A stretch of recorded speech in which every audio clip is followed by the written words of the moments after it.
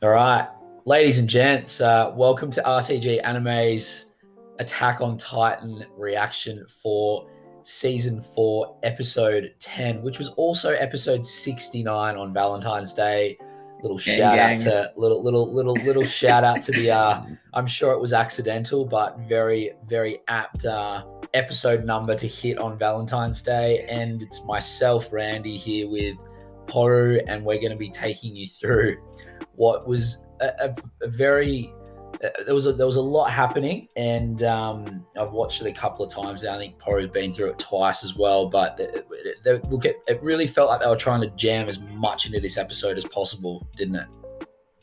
Yeah, I definitely got some weird vibes from this episode. I feel like the art style was a bit different in some parts.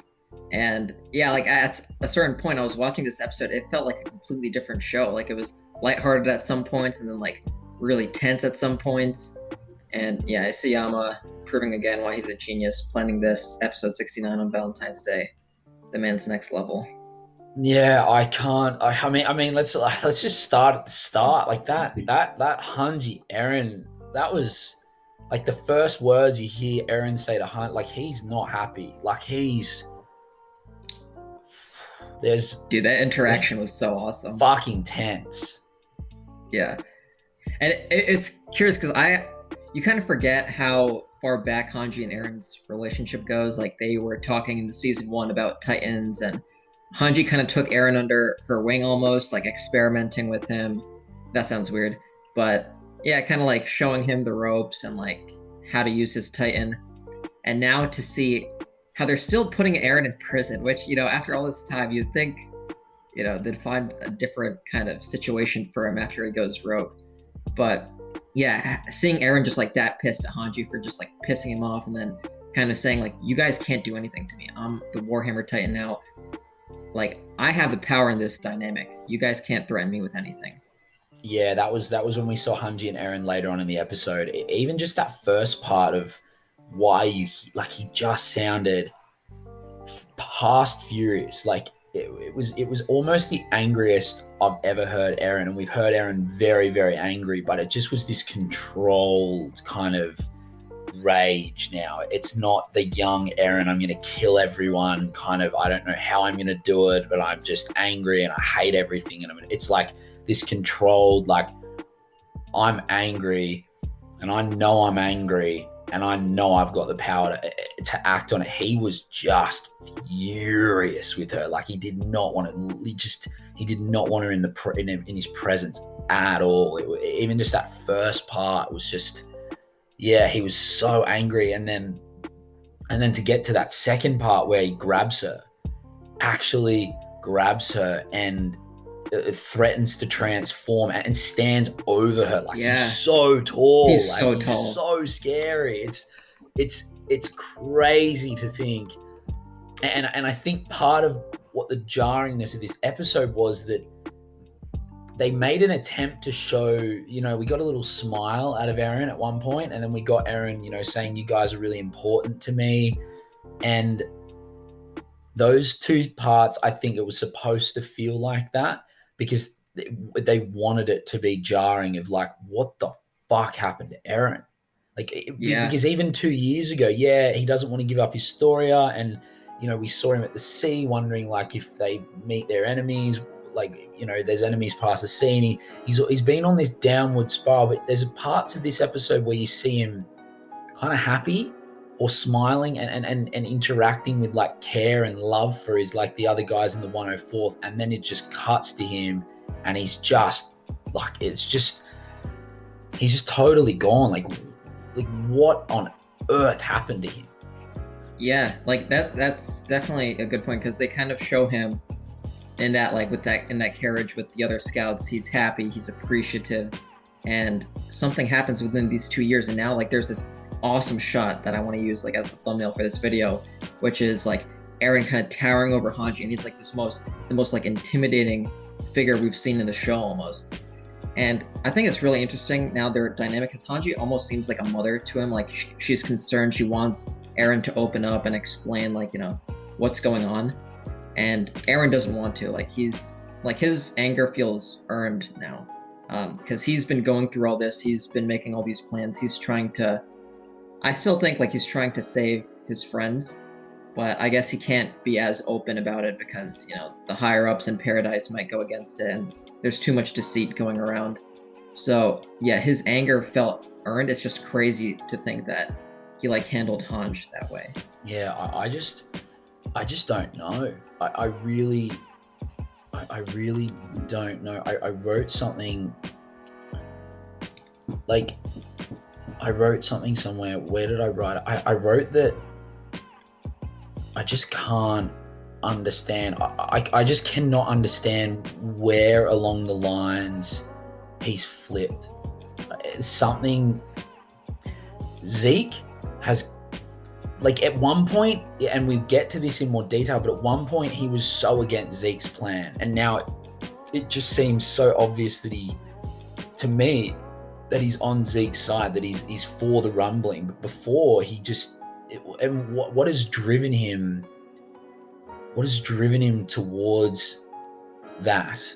And not only that, but being the instigator of that. Because once he made that call to jump out of the underside of that building and take Willie Tybur, he eliminated all potential plans for peace. And he was the one that stood up at that table and said, well, hang on, guys, we need to think of a different way to do this.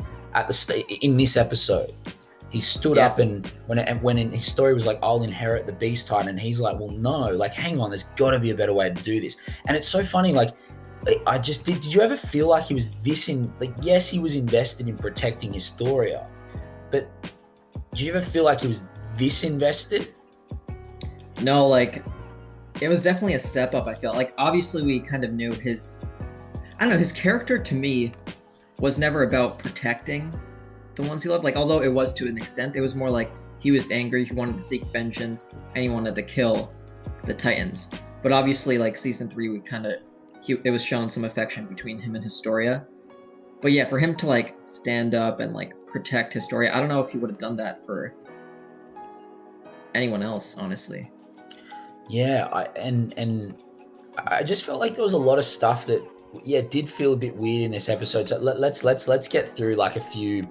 Let's get through a few of these other events that have happened. But this was a big one for me. This whole Eren thing is just so confusing to me at the moment. But the next part is obviously Azamabito and the Hizuru allied nation coming, and we find out that Mikasa is not only an Akaman, but an Oriental princess who is the heir to the royal throne of Hizuru. Like, what? Yeah, like, so I guess we mentioned this a few episodes ago, like, what is Mikasa's Oriental, like, arc? When is that going to kind of, like, tie into the story? Well, we just got it. And, yeah, we just got it. So she's the princess of this nation. I guess her ancestors were trapped on Paradise. They were persecuted, and Mikasa's the last Oriental alive on Paradise, we're assuming. But yeah, it was kind of like they gave the sense that this was just a pretext for this nation, Hizuru, to kind of get their hands on the natural resources of Paradise. And I'm glad that they've kind of expanded upon what makes the ODM gear so useful, but like other nations aren't using it. Because my question was like, okay, all these other nations are far more advanced than the Paradise Eldians. Why aren't they using ODM gear? And this explains why, because this is like something proprietary to Paradise. It's a resource only found here. Yeah, I thought this iceburst stone thing was really interesting. I think another thing that could be the reason why no one else uses ODM gear is just from, I guess, natural the natural kind of evolution of like two, very separate, not species, but very separate civilizations. You kind of give. I never thought it was anything different in the resources. I thought it was you give two different types of people the same resources, and you let them go off on their way and do whatever. Like, they'll both develop solutions differently, depending on just like, the minds and the brains and how people have kind of looked to solve and like problems. The enemies. And the enemies that have to face and stuff like that. But yeah, I thought the Ice Burst Stone was really interesting. I kind of hated that. I hated that they gave us this Mikasa reveal and then within the next 5 minutes kind of like discarded it. Like Mikasa's my best girl, so like I was like, Yeah. fuck, I thought this was really important, and then all of a sudden it was like, okay, well, it wasn't. It was just, is it even true? Is it, Yeah, like, or was that story just fed to us and fed to them to make it feel like a connection? But they couldn't have known Mikasa was there, so I don't really understand. But do we think that's actually true? Do we think Mikasa actually is of royal Hizuru blood? yeah, no, I buy it. I just like, I'm also with you. I wish they kind of expanded or made that a bigger moment. It seemed like it came and it went very quickly, and they didn't like, the pacing of it felt weird to me because I felt like that kind of should have been a bigger moment. And there was kind of some interactions with her and Historia being like, oh, we're both princesses, and like we kind of have royal blood in these different ways. But yeah, there's no way like that arc is finished. Like Mikasa definitely, like her and Hizuru probably still have some part to play. Yeah, I agree. And do we think that Hizuru knowing that Mikasa is with Paradis means that even if do we think that they would think twice about attacking? Do you think there's going to be some sort of diplomatic tie there, irrespective of the fact that, because we've seen, I'm trying to piece this together right now. So basically, this has all happened before Mali happened, before we've got all of this stuff happening in Mali. Azumabito knew that there was going to be this attack because she's still in with Zeke and has walked away.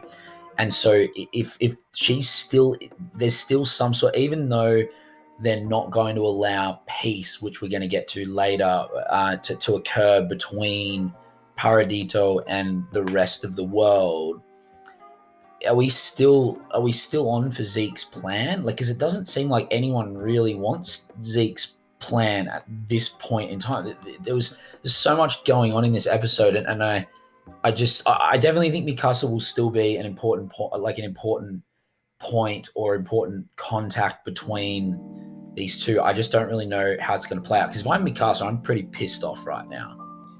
Yeah, dude. I think Mikasa's gonna end up killing that Oriental lady. Yeah, right. I feel like, because I think you brought this up earlier, but were they like interested in Mikasa or like more so the resources? At first, I thought like, oh, Mikasa being royal blood, like they're probably invested in that. But then like they make it seem that she's just in it for the money, for the power that this resource would bring. So I think Mikasa's, and they kind of established it, Mikasa's just being used as like a pretext. But yeah, if I were to like give a kind of like prediction on that, I feel like ultimately the Mikasa will probably fight against those Hizuru power-ups and probably bring the nation over to their side. I'm not really sure when that's going to happen. Probably soon, though, if I were to guess. Yeah, because now that Mikasa knows, and now that the scouts know, who is currently running Hizuru, and are they a fake, much like King Fritz? Like, do the scouts now have a play to put Mikasa onto the throne of another nation? Like, how is this? How is that going to play out? Because now that was a pretty dangerous piece of information to give up in my eyes, unless there's a current heir to the throne that is legitimate, that's currently sitting in Hizuru. But if they're a fake, there's a lot. Like Hizuru kind of need to be a little bit careful. Azumabito needs to be a little bit careful about how she now interacts, because we know, like, I mean, I don't know if she knows this, but the scouts have a solid history of dethroning, overthrowing, overthrowing governments. So, and they did that without really even knowing what the founding titan was, or having a colossal titan. Like, they've like the differences between the scouts in season 3, part 1, and them now is quite vast. I mean, it's a different enemy, but there's a lot that can happen there.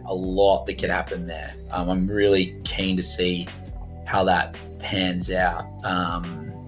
Something else that I thought was interesting from the Zeke and Kiyomi Azumabito meeting was that, and I think this was sort of supposed to be brushed over quickly and not because of pacing, but on purpose.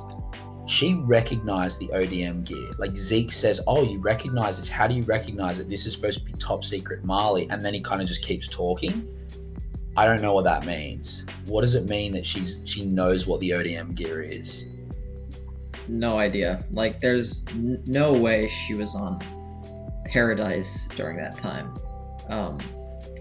So you think maybe since they and King Fritz were in good standing, they helped build this gear for the Paradise Eldians before, all these things went down. And that's how they are aware. Like, they were, because they said, like, oh, this, in the, like, mid-episode card, they're like, oh, these guys are engineers, they, like, build stuff.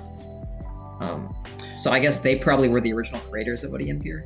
I don't know, because was the ODM gear around before the Great Titan War? Because that's when they all fled. But obviously I think that, I can't really piece this together, because weren't the walls built after the Great Titan War? So why was so they were allies, and then the Great Titan War came, and that made everything really confusing. But even still, after the king renounced war and went to the walls, the head of but this is weird, because then I can't really figure out how this, because then it says the king of the Hizuru would go and hang out with the King Fritz, and then when the Great Titan War came up, there was chaos, and then like the king was lost or something. Like I need to go back and figure that out, but it sounded like this was pre-walls.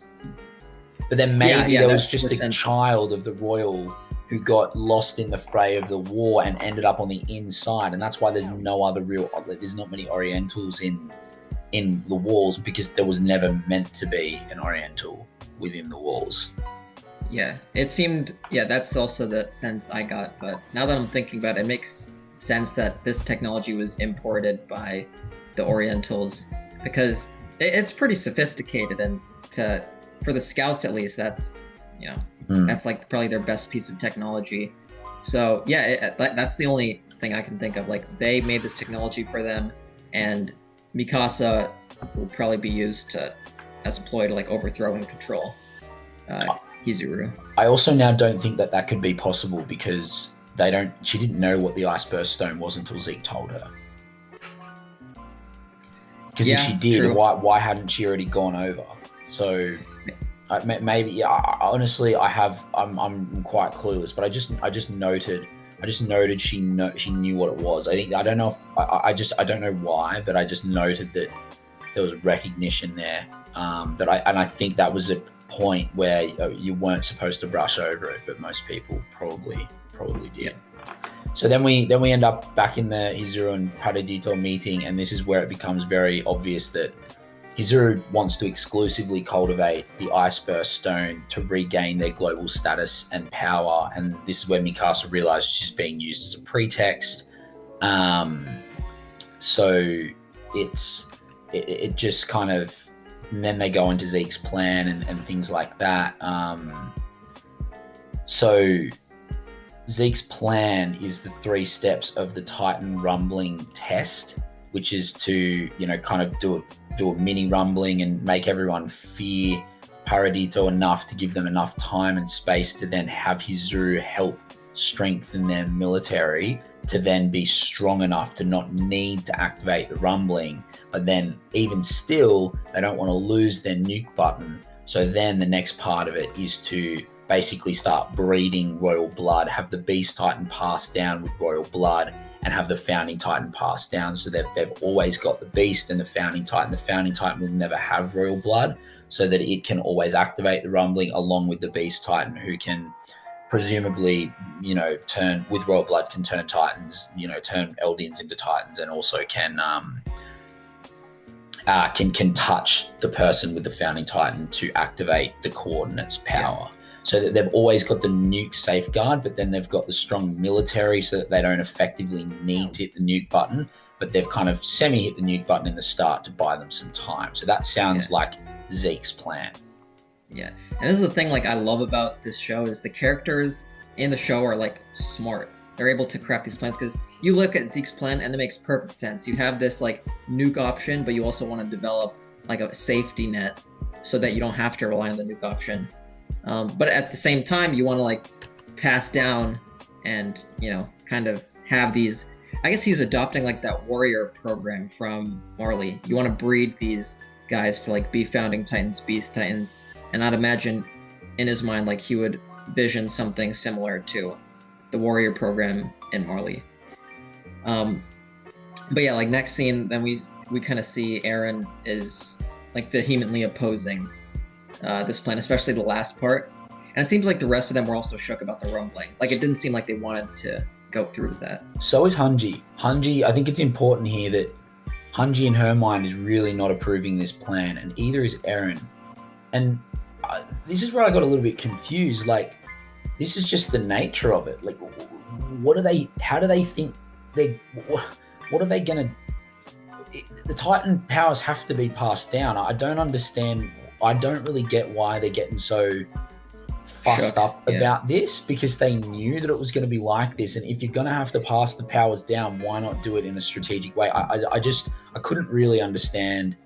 I couldn't really get this part. Like I thought it was a bit weird that all of a sudden this was such a big problem. Like I thought Zeke's idea was pretty pragmatic and like made sense, to be honest. Yes, like my question is, how important do you think Historia is to the Paradise Eldians? Like, do you think her importance mainly comes from the fact that she's like this queen figurehead, like the people will follow her, or the fact that she has royal blood and she can be used as a tool? Like, which are they kind of like viewing her as? I'm curious because from this scene, right? Because like, yeah, as you said, it's a pragmatic plan. Like, I think we all kind of in the back of our minds expected, like, as a royal blood, you're probably going to inherit the Titan at some point. I said last week, I literally said, what if Historia eats Zeke? And I thought it was evolutionary. Now it's just like it just seems to be the common thing everyone was thinking. Yeah, and like for them to be this shook, like, oh, we can't sacrifice the queen, is what it seems like. And it's like, okay, so is she, I guess like she's the kind of, she is a queen, like people are respecting her, they can't, she's like not expendable. Is that what they've agreed upon? It's just like interesting. The part that I can't get my head around is like, why is becoming a Titan shifter seen as a, like, I get it because it's 13 years and stuff, but I guess we've kind of been trained to think of it like an honor because of the Marleyan warriors. But also, look, I don't know. If you give me 13 years to live and you can say I'm the colossal Titan, like and I can do great things for the people that I love and care for and for my country or whatever, I'm probably taking that as a good thing, So this idea of sacrifice is just, I can intellectually understand it, but it doesn't really fit with how I view having these Titan powers. I don't really see it as a sacrifice. So I think my own thoughts of what this should mean is clouding my ability to like judge what they're doing, because I'm seeing it very differently. Like it's very clear they're seeing this becoming a Titan as a sacrifice. Yeah. Well, I guess in Marley it's kind of like this brainwashing thing, like, oh, it's an honor to be a Titan. But those who are Titans don't really see it. Like Reiner definitely doesn't see being a Titan as an honor anymore. Eren doesn't want his friends to be Titans because he knows, it's kind of shit. But yeah, like, I don't know, Historia and like everyone's view of her. Like obviously Eren didn't want her to become a Titan before. That's why he kept quiet about the whole founding Titan royal blood ability. But back then, I thought what he was worried about was her just being a mindless Titan. Like I would have thought if they had a Titan that they could give the powers to, of like her, the powers of, that he would have been okay with that. I thought what he was worried about was her being turned into a mindless Titan that he could just touch, and they'd have her chained up as a mindless Titan. I never realized that this would still be an issue if they had a Titan that she could inherit. Shifter, yeah. Yeah. So I think, no, it looks like she's pretty important to the people. Like they want her status as queen, I think, gives her some prestige or something. And we've got.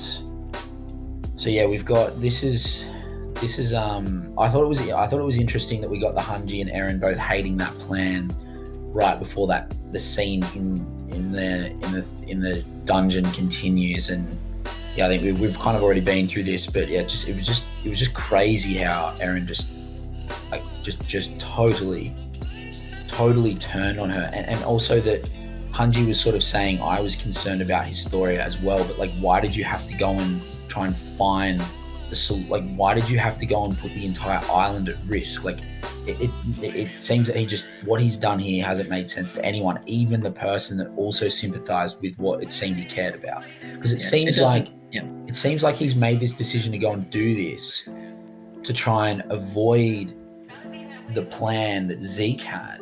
But then through going to Mali and talking to Zeke or something, he's now kind of completely flipped, and now he wants it. Just I can't. Yeah. There's something in this. There's something there that we're not getting. Yeah, his actions don't make sense with like his plan 2 years ago. Like Hanji says, "Don't you care about Historia? Why'd you get Zeke?" Like, clearly, the only thing we can infer from that is you want to go through with this plan, which means you're gonna turn Historia into a Titan shifter. Yeah, and now Historia's pregnant. Yeah. Okay, so I have a few questions about this. Mainly, like, okay, she's pregnant. That I actually knew this going into the season because like I accidentally got spoiled on like a Reddit title like Historia's pregnant. So I knew she was gonna get pregnant down the line. But it was still like shocking. It's like, who the hell? Like, why did this happen? And what does that mean? Like, since she's pregnant, she can't eat Zeke. Like, why is that now out of the question? I didn't understand that.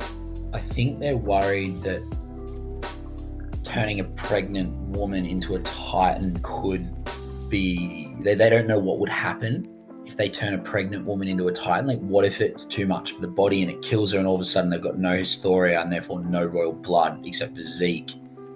Like, so I think the risk of turning her into a Titan whilst she's pregnant is too great because there's unknown variables they don't have the answer to and they can't fuck it up.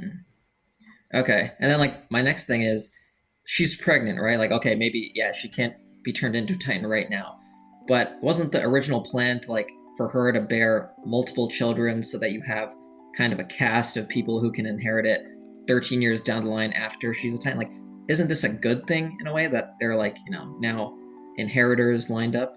Well, I think the problem is that because she's pregnant, the problem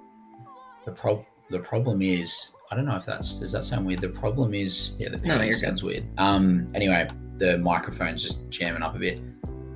The issue here is that she's gotten pregnant right at the point that she could have eaten Zeke, and now they've got Zeke on the island, and that's why everyone's a bit, because why couldn't she just eat Zeke and then they don't have to worry about whatever bullshit Zeke's trying to pull? Yeah. But I mean, they could have anyone eat Zeke and then Historia eat that person, right? Like, it doesn't have to be.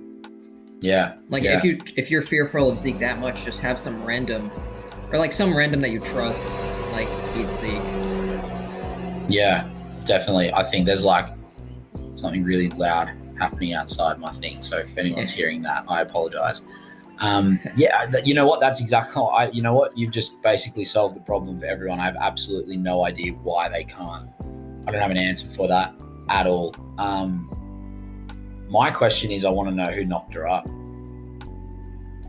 Yeah, so like when those guys were talking and drinking wine, which I guess you'll get to next, they were saying that there was some pretty much random was like with her when she was a kid. Then he was like working for her, and then she approached him and I guess was like, yo, let's make a kid. Do you buy that? No, dude. I feel like, I don't know. It makes sense, I guess. Like, she wants to have a kid. Like, it doesn't matter who the father is. But I'm thinking like it could also be like a cover up, and the actual father is someone we know. But I have no evidence. Like, I have no idea what the truth could be in that scenario. Yeah, I'm a little suspicious. I'm a little suspicious that we just don't see the face of the person. It just seems to be too big of a, yeah, I don't know. I have a funny feeling.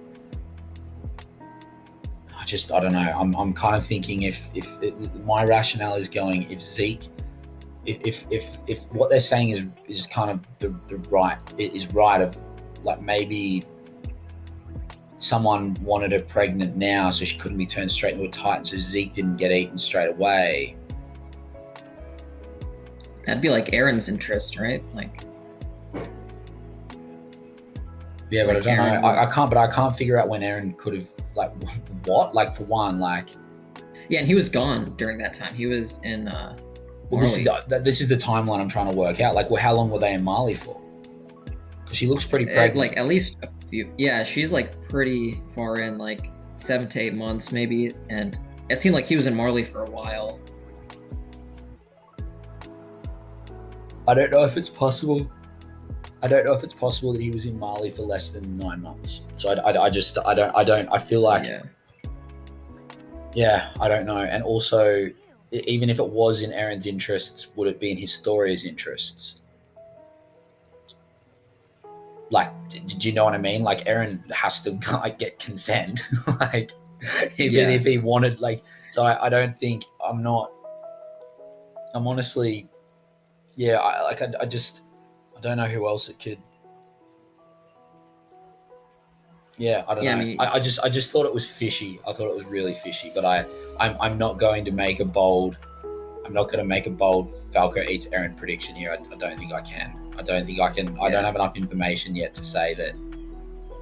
Yeah, I yeah. don't have Because enough. like the only romantic interest she's been shown to have is Eren, unless it's like actually a random.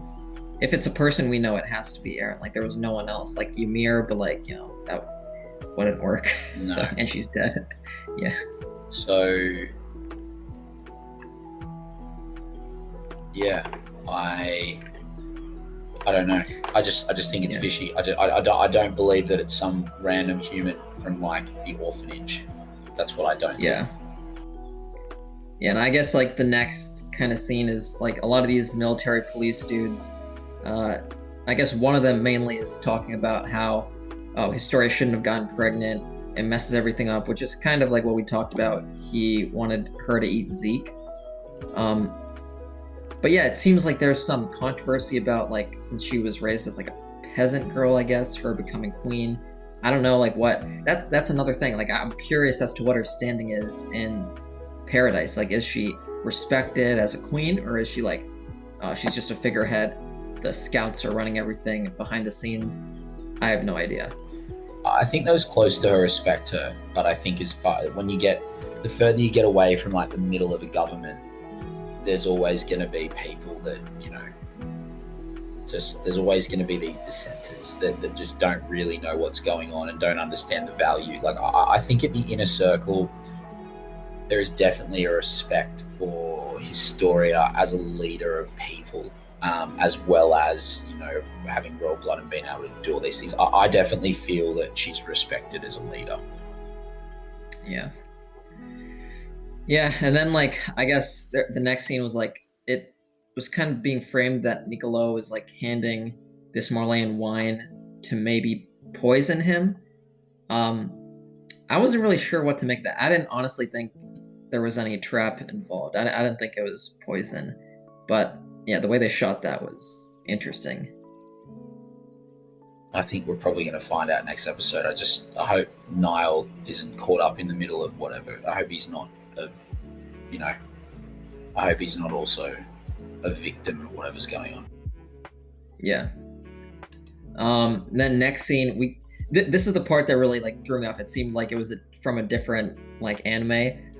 When Eren and Jean and like Connie and all them, Mikasa, are like building this railroad, and it was almost like a slice of life kind of like, oh, they're just having a good time building this railroad, and yeah, like they have kind of this discussion of like this really intimate moment of who's going to inherit my Titan, and then all of them are pitching in like, oh, I'll do it, And ultimately, Eren says, I don't want any of you to do it because I care about all of you. And it was the last kind of time in this timeline we've seen that Eren showing like emotion, compassion, like him being like a caring human, as opposed to this ruthless guy he is now. Yeah, I mean, I think it was purposely done to contrast against the next scene. So I think you take this scene in conjunction with the next scene where they're then sitting down and talking about what's going to happen next, and their opinions on Eren and where he's going and what he's doing and all that sort of jazz. Yeah, so I felt like it was kind of just a cute scene where we see the remainder of the 104th really connecting, and I think it was a bit of a sign that, yeah, I think that was a bit of a sayonara to the good times of the one. I think the 104th, the 104th is about to be totally ripped apart. That's so sad. And I also thought it was weird that, like, it's again, I just felt like, like earlier in the episode, they're talking about inheriting a Titan as sacrifice, and here they're all arguing over who should get the Titan.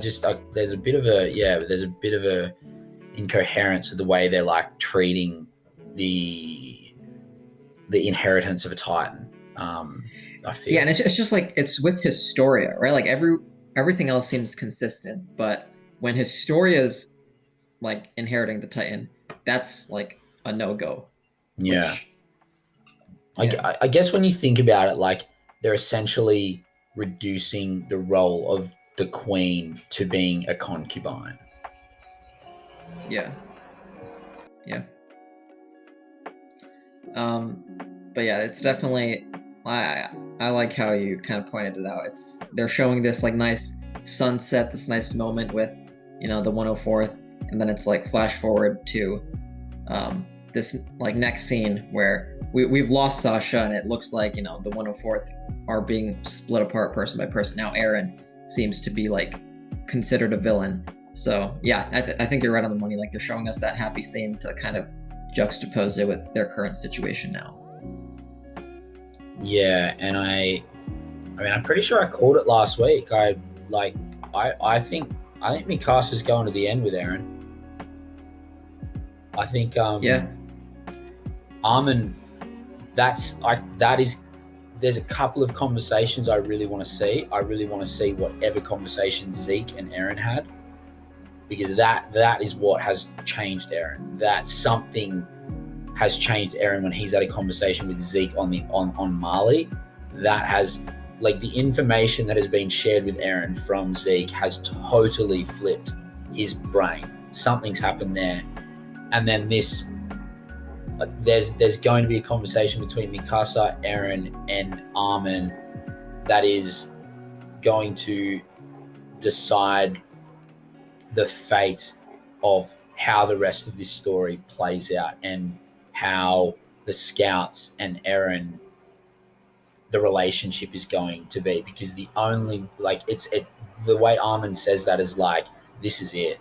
Like, we're pinning everything on this conversation going well, and if it doesn't, and Mikasa's like, kind of can't believe that he's saying it, but Armin's sort of saying, look, if we can't bring him around, we have options. Yeah, no, that's a great like way to put it. Like, this conversation really determines the direction this show takes. If Eren's with the scouts, then great. If he's going with Zeke, then all hell's gonna break loose. And yeah, like you wrote here, like, Commander Pixis acting without telling the scouts, and I think they explain, like, the scouts and the volunteers are a bit like too close. So if you told the scouts what they were planning on doing, then maybe the volunteers, would basically be alerted of this happening. But I don't know, since it's Commander Pixis, I have trust in him. I feel like he's making the rational decision, and unless they know exactly what Zeke's intentions are, you can't really trust the volunteers. Like, they've been acting on his behalf this whole time. So I understand.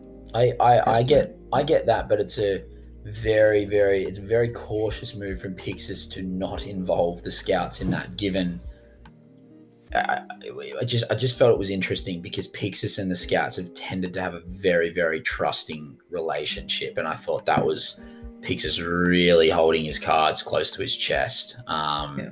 I thought that was just an interesting little bit of politics there. And if you John, sorry, keep going. Yeah, and if you think about it, like Commander Pixis was the first one to trust Eren. He was the first one in like the first season to be like, "Yo, I trust in your Titan ability. I want you to go forth and prove yourself, prove that you're an asset to humanity." So I'm hoping for another interaction between those two, Pixis and Eren. But Yeah, same. That one hadn't really crossed my mind. The one that did was like John has a point. Like something has fundamentally changed in like Eren. It's so right. Like Eren never wanted Mikasa anywhere near the front lines. He never wanted to pull Armin or Mikasa into the battles. He always wanted to be on the front lines by himself or with the other scouts. He always tried to like shield the other two. And this time he wasn't even he was like sending them a letter and being like, "This is what I'm doing. And Mikasa, you come get me, and Armin, you blow the port." Like he's dragging them into something that they don't even really know if they want to be in or not. Like that is pretty fundamentally different. Yeah. And yeah, I just this Armin, Eren, Mikasa conversation. Like I really feel like I think I called it last week. Like I think Mikasa's siding with Eren, and I think this series could come down to Armin versus Eren. Maybe not, because I do think Falco's going to eat Eren, so I don't think Eren's going to be there at the end. But I think there's going to be a. I don't know if Armin and Eren are going to be. I think Armin's going to have make that like that Obi-Wan Kenobi decision. Like he's going to have to make that. Like I'm going to have to try and like kill like my old best friend because he's turned evil kind of thing. I don't know. Yeah. I've this Eren's Darth Vader. Yeah, I just have this like, yeah, I'm getting like real Darth Vader vibes, kind of thing. Just he's definitely I don't know, but yeah. I think Armin. I think there's going to be a bit of a tragedy between Eren and Armin. Yeah, 100%. And yeah, like Eren made Armin like break character, I feel, and making him come over to Marley and kill so many people. Like Eren knows Armin would never want to do that. He was like the biggest proponent for peace, and now you're making him basically declare war. So that's a good point. Yeah, like, and John kind of made that clear. Eren's not acting how he was 2 years ago. It doesn't look like he's acting in our squad's best interests. He's acting in Zeke's best interest. So like, who is he really siding with? And then we see Zeke at the very end of the episode, just reminding us that he's sitting there with soldiers that are drinking. Yeah, dude. I feel like the end of this episode really snuck up on me. I was really expecting something more from Zeke and the Levi squad. But yeah, I'm so nervous for whatever is going to go down between Zeke and Levi. Like if Zeke converts, I think like, yeah, we basically predicted on last podcast, Zeke is going to transform Levi's squad into Titans, and Levi's going to have to kill his own guys. So it's just like, I guess, and maybe that's like some foreshadowing that Eren did. Like, you guys can't kill me. You guys can't kill Zeke. So Zeke and Eren might just try to like bust down the scouts, bust out, link up, and do this plan with or without the permission of the rest of the people on Paradise. Yeah, that's where. Well, they need Historia for that too, so they're gonna have to get Historia. That's where I think the whole idea of like Eren. That's where I think the whole idea of Eren Historia breaks down, because I don't see Historia being in on this. But at the same time, I'm not quite sure what's going on with Eren and Zeke, and I'm I'm still quite confused. I think I'm supposed to be quite confused, but I'm still quite confused. Yeah, I'm super confused. Okay, so I have two kind of like discussion questions. Yeah, yeah. Hit me. Number one, who do you think are the safest characters in the show right now? Like, if you had to place money on they're going to be alive, who would you bet? Well, Armin's narrating the story, so he's there. Armin's safe. I'm not. I think when all is said and done, Armin's safe. Falco very very very safe because I think Falco's the end game. I think Falco and Armin somehow are the end game. I think. I think Mikasa will be there at the end. Yeah, those were my three right off the bat. I think because Armin's kind of already died once, so I feel like he's kind of safe in that regard. Mikasa, I feel like she's gonna have kind of like a tragic story, and like I feel like the show's gonna end kind of showing her like heartbroken about what's happened over the past 10 years or so. And I feel like that's how her thing's gonna end. And yeah, Falco is definitely endgame. Like he has a part to play. Yeah, I think. I mean, I can't really see Connie or Jean. Can you see either of those two dying? Connie, I'm not sure about. John was my next one. I don't think he's gonna die. I think he's gonna be alive till the end too. Yeah, I don't think Levi's safe at this point. Yeah, I'm not sure about Levi. No, I think for Attack on Titan to be peak Attack on Titan, I think Levi has to die at some point. I don't think Levi, given he's like the favorite character of everyone, I don't think he can like. If they want this show to be as good as what it has been, I think Levi has to die. God damn. Eren is 100% not safe. Yeah, I wouldn't put money on Eren. Hanji's interesting, dude. I feel like, because at we thought she was going to die, or we thought she died in the Colossal Titan explosion. She managed to survive, and like in terms of leading the nation forward, like say Paradise survives all this, I feel like she's poised to be like the leader for that, right? There's no one else. I like Armin, I guess, but I don't know. I feel confident somewhat that Hanj makes it out. Yeah. I mean, there could be a lot more to go, but yeah, I'm not quite sure. I think one of my least safe characters right now is Levi, and I think Armin, Falco, and Mikasa are my most safe characters at this present point in time. I have a discussion point for you before you get on to your next one. If Eren could break out right now, what is he waiting for? Oh, that's a good point. Yeah, because he's already made it clear. I can break out whenever. Levi's with Zeke, so there's no one really to stand up to him. This kind of ties into the preview, but you know how like in the preview it says Falco and Gabby escape? Maybe he's waiting for some kind of sign from them and Zeke or something. I don't know though. That's a good question. Yeah, I can't really figure it out. Like, is he trying to find out what happens?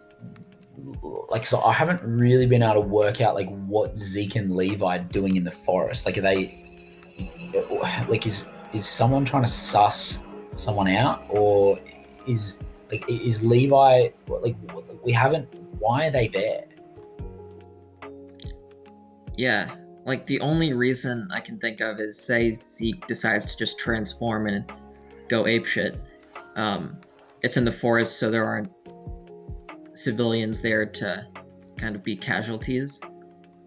But yeah, it doesn't make too much sense. I guess like for ODM gear, tactically an advantage. But 100%, but we haven't seen, like, it just looks like they're waiting for something there. It doesn't look like they're trying to work anything out. Like, yeah, they were if they drinking went, wine. They were yeah. So what are they? Yes, I understand it makes sense that the scouts took him there, but what are they trying to do there? Yeah, dude, that's a great point because like Eren's waiting, Commander Pixis is waiting with like he's holding the volunteers indefinitely. It looks like he's waiting for something. It seems like Levi's waiting for something with Zeke. Yeah, It seems like everyone else is waiting for Zeke. But what's Zeke? But how can? Why is Levi just sitting? Like, aren't they supposed to be figuring out whether they can work with Zeke or not? Like, what? I can't really work out what the actual end goal of having Zeke in the forest is. I think it's going to go to shit, but I can't work out, like, why did they just bring him to the forest and that's that? Yeah, or like if like this prison is meant to detain, like the prison Eren's in is meant to detain Titans, why don't they have him in like a similar cell? If it's like underground, then they can't transform. That was like what we learned with Annie in like season 1. So why wouldn't they take him to like an underground prison or something? Like why? Yeah, I have no idea. Yeah, I can't figure it out. What's your other discussion point? Okay, the second one was we've touched on before, but now that Zeke's kind of been established as pro Eldians, pro Paradise, what did Grisha know about all this? Was Zeke's betrayal of Grisha premeditated? Is this just Zeke? He did that thing and then he's grown over time and switched sides. Like, what do we make of that? Yeah, this has been a really big. What the theories go. Not that Grisha knew anything about it, but the owl did. And the owl was in Zeke's ear as a young child, and Grisha didn't know anything. But obviously then the owl did. So the owl was in Zeke's ear and had. But if you're if you're a kid, right? Like, would you listen to this random dude use an alias, the owl, and like betray your own father? Like, Zeke was still like under 10 years old when he did all this, right? So, like, I was also of the opinion that maybe the owl was doing something because I didn't think Grisha was smart enough to have this elaborate of a plan. But like now that I'm thinking of, even the owl seems unlikely. Well, but then you would have to say that. Then you would have to make the assumption that Grisha knew who the owl was, and he knew he was going to get the attack titan at the dock when he was meant to be kicked off. And those episodes just did not seem like Grisha was aware whatsoever of anything. So I can't see. Yeah, it can't. The owl can't have gotten in Zeke's ear afterwards because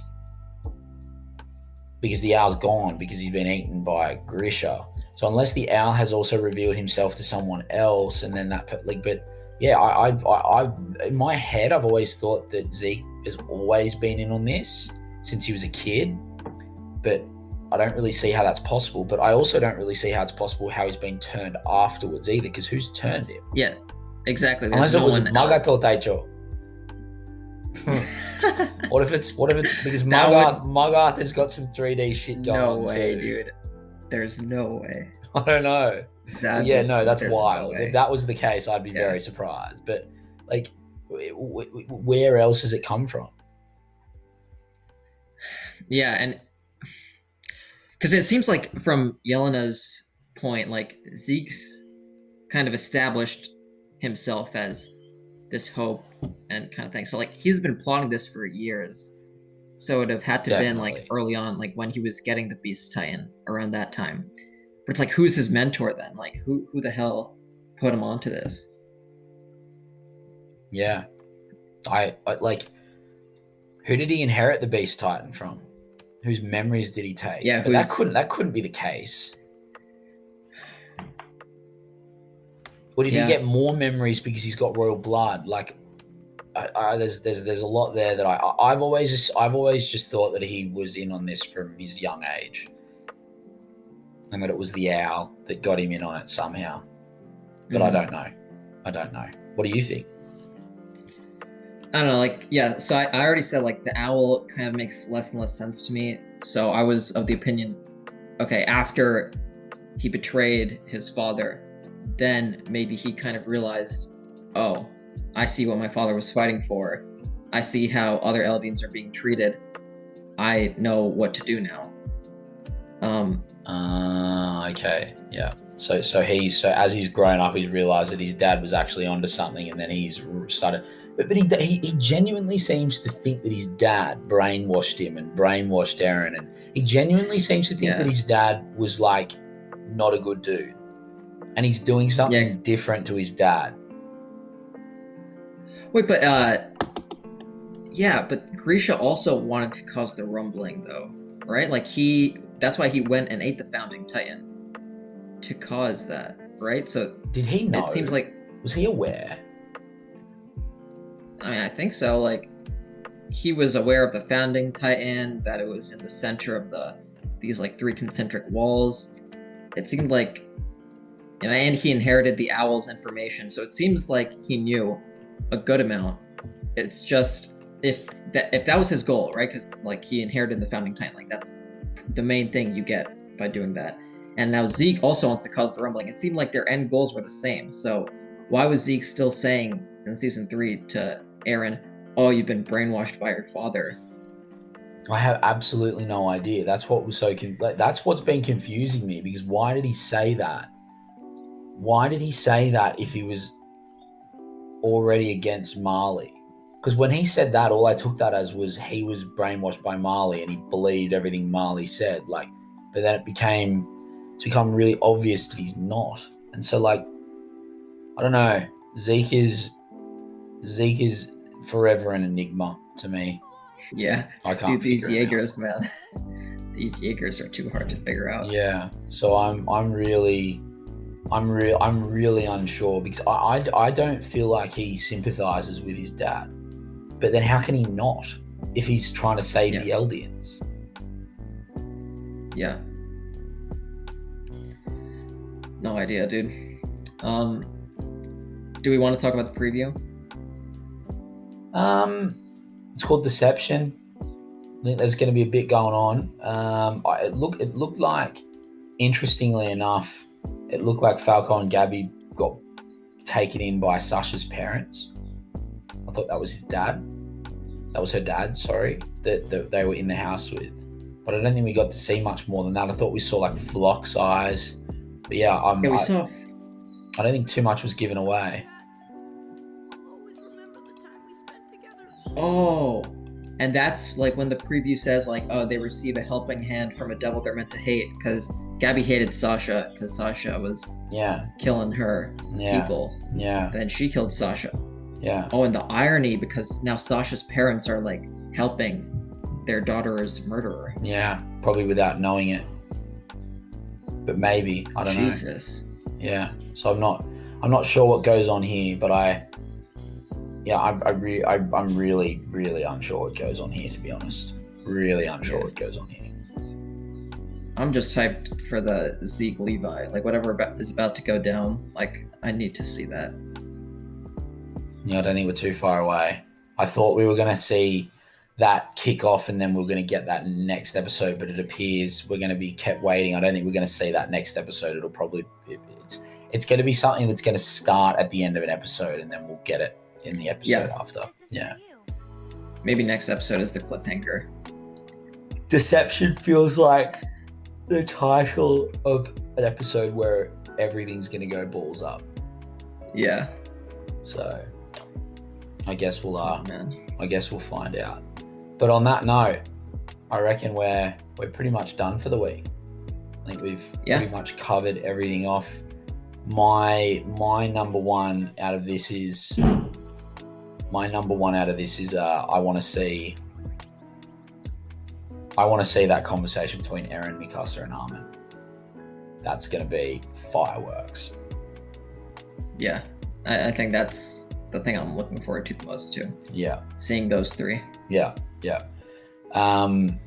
to the listeners, I'm very sorry. I have no idea who decided to turn a piece of machinery on outside of my room and slam doors and stuff. So hopefully that wasn't that loud or annoying. I did try and mute my mic when I wasn't talking. But other than that, Poru, I think we're done. I think what did you rate that episode? Probably an 8. Yeah, I'd say. I'm giving it an 8.5. I thought I loved the reveals. It did sometimes feel a bit off pace, but I wonder if it was just that we weren't supposed to really know what was going on. I wonder if it was meant to feel off pace. So yeah, we'll see.